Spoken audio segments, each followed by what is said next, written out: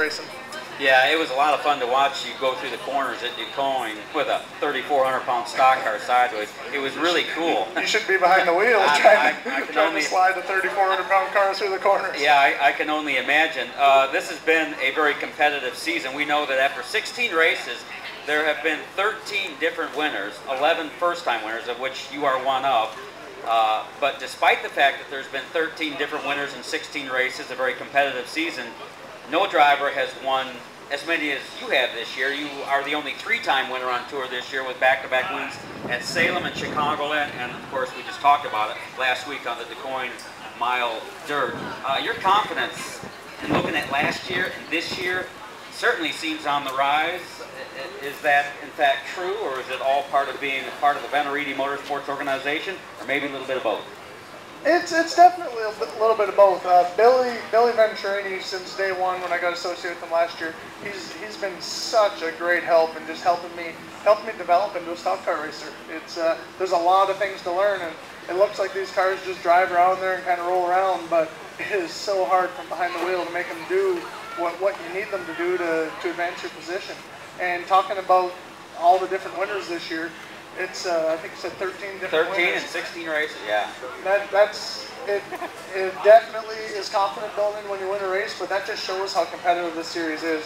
Like there's so many guys out there that can win at any moment each and every week, and you can't let it go to your head. We had a great race last week, but first thing Monday morning we all had to get back to work, and it's going to be just as hard of a battle this week to put our car in victory lane. And we got a lot of Mike's Hard Lemonade folks here with us today, and we're looking forward to bringing them into victory lane with us. You talked about the difficulty factor of steering one of these 3,400-pound stock cars around a racetrack. What's the difficulty factor here at Toledo Speedway? How challenging is this place? The biggest thing here, this place doesn't really lose that much grip throughout a run, so you gotta get a good balance in your car from the drop of the green flag. If you're struggling early in the run, chances are you're going to be struggling later. So you got to be real good on your setup. And the biggest thing is keeping yourself out of trouble. This is a wild race. That's number one here, isn't it? That's number one here, big time. This place has really become the new Rock'em Sock'em short track. I mean, you talk about leaning on one another. It seems like a full-time thing during this race. Yeah, and all these guys, all these teams in the garage, they're getting the cars so good that we're at the point where we're getting absolutely as much as we can get out of them each and every week.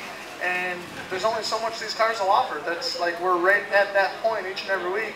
And when so you got to shove them out of the way. When everyone's getting to that point, it makes for good, close, hard racing. Lots of times you got to lean on one another a little bit. The most times you see it out there, and guys will be running into each other a little bit.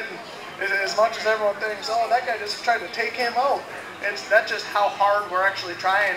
And sometimes that stuff just happens on its own. That's a pretty good explanation.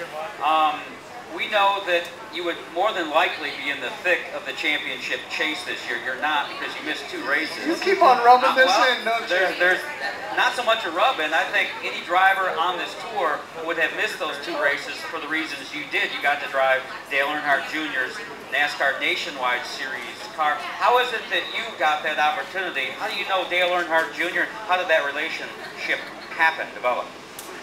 This sport is all about just developing relationships. I've been working on it for my whole life since I was 10 years old. My dad and I started racing. This was to be in this situation was our ultimate goal.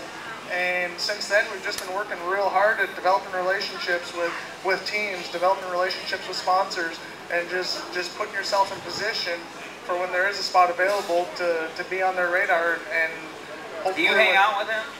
Yeah, we actually. You and Junior? We played basketball out at his house, and I found out how bad of a basketball player I actually am. How good is he? He's just a little bit worse than I am. That made me feel good because I swear to God, I shot about 16, maybe 20 times, and I never even hit the rim, backboard, anything. I missed completely each and every time. So before I go back out there playing basketball, we're gonna have to kind of hone up on those skills a little bit. Yeah. Okay. Well, fortunately, you're a much better race car driver than you are a basketball player, and I think you want to make your living in the racing business, do you not? Absolutely. This has been my dream since I remember the first time I raced a go-kart. I was 10 years old. We just threw it in the back of the pickup, and I was sitting in the back seat on the way home, and I think I was hanging right over the driver's seat. My dad was driving, and I just wore him out the whole way home. Like, Dad, I want to do this for the rest of my life. That's what I want to do. And he just told me you got to work hard at it and never give up. And we've been digging ever since. Well, he starts 9th today in the field. Steve Arpin does.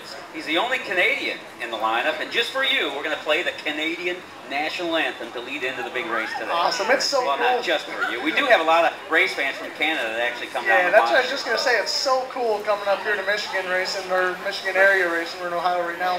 But there's so many fans that come from Canada. I'm just excited to go to the autograph session a little bit later today. And there's so many people that come from the Canada area. It's awesome. Every week here at Toledo Speedway, there's one driver that comes from Canada as well. It's Steve Arpin. He starts 9th today in the Northwest Ohio 4 Dealers 200. We need to take a short pause. When we come back, we'll talk to the point leaders here, right here on Inside ARCA. Back right after this.